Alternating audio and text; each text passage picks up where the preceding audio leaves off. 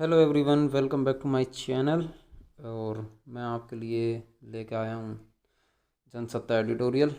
तो इसमें लगभग 500 प्लस शब्द हैं और ये 5 मिनट की डिक्टेशन होगी आपकी, 100 वर्ड पर मिनट के हिसाब से।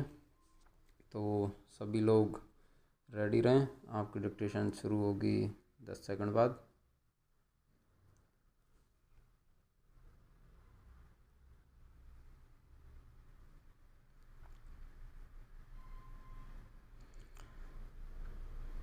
केंद्र सरकार की यह कवायद पहले भी आलोचनाओं के घेरे में थी कि सोशल मीडिया पर जारी सामग्रियों की जांच उसकी ओर से गठित एक इकाई करेगी और उसके आधार पर टिप्पणी या सामग्री को किसी मंच पर से हटाना या उसे रहने देने का फैसला होगा। इस संबंध में सरकार ने बुधवार को तथ्य जांच इकाई लागू करने के लिए अधिसूचना भी जारी कर दी थी, मगर उसके एक दिन बाद ही सुप्रीम कोर्ट ने सरकार की उस अधिसूचना पर फिलहाल रोक लगा दी। जाहिर है, सरकार अपनी जिस पहल को तथ्यों की जांच का नाम दे रही है उसे शीर्ष अदालत ने अभिव्यक्ति की आज़ादी के खिलाफ बताया है। हालांकि इस मसले पर अभी बम्बई हाई कोर्ट में अंतिम फैसला आना बाकी है, मगर सुप्रीम कोर्ट ने सरकार की अधिसूचना पर रोक लगाने की ज़रूरत को रेखांकित करते हुए कहा कि अनुच्छेद 3(1)(b)(5) की वैधता को चुनौती में गंभीर संवैधानिक प्रश्न शामिल है और बम्बई हाई कोर्ट द्वारा अभिव्यक्ति की आज़ादी और अभिव्यक्ति पर नियमों के प्रभाव का विश्लेषण जरूरी था। पैरा।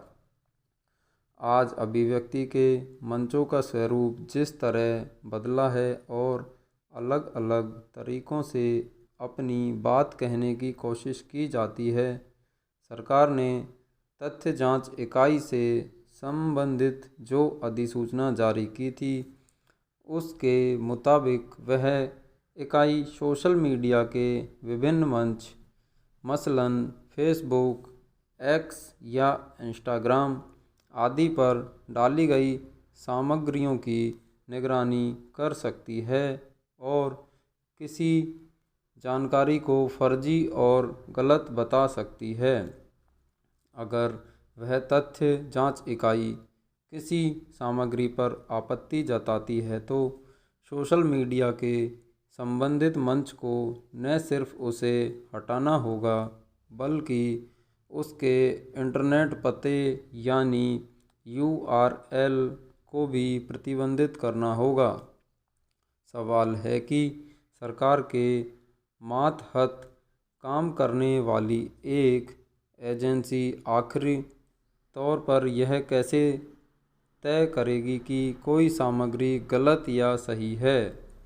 क्या ऐसे में उसके मनमाना रवैया अख्तियार कर लेने और सोशल मीडिया पर जारी किसी टिप्पणी या राय की सुविधाजनक तरीके से व्याख्या करके सही या गलत करार देने की आशंका नहीं पैदा होगी।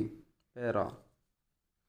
एक और देश के संविधान में अभिव्यक्ति की स्वतंत्रता बतौर अधिकार दर्ज है तो दूसरी ओर अपनी सुविधा के मुताबिक उसकी मनमानी व्याख्या करके किसी मुद्दे पर लोगों को अपना पक्ष रखने को बाधित या हतोत्साहित करने की व्यवस्था की जाती है। यूँ भी अगर सोशल मीडिया पर कोई व्यक्ति अपनी राय जाहिर करता है तो उसकी सच्चाई तय करने का अधिकार किसी सरकारी एजेंसी के हाथों में केंद्रित क्यों होना चाहिए। सही है कि इंटरनेट पर फर्जी सूचनाओं का संजाल भ्रामक धारणाओं का निर्माण करता है, मगर ऐसा किसी भी पक्ष की ओर से किया जा सकता है। इसे लेकर जागरूकता का प्रसार किए जाने की ज़रूरत है कि लोग किसी सूचना के सच या झूठ होने को लेकर सजग रहें और खुद पड़ताल करें। मगर किन्हीं हालात में यह व्यवस्था लागू की ही जाती है तो उसके नतीजों का अंदाज़ा लगाना क्या इतना मुश्किल है? क्या इसके स्वतंत्र अभिव्यक्ति या विरोध की आवाज़ को दबाने के औजार में तब्दील हो जाने की स्थितियां नहीं पैदा होंगी?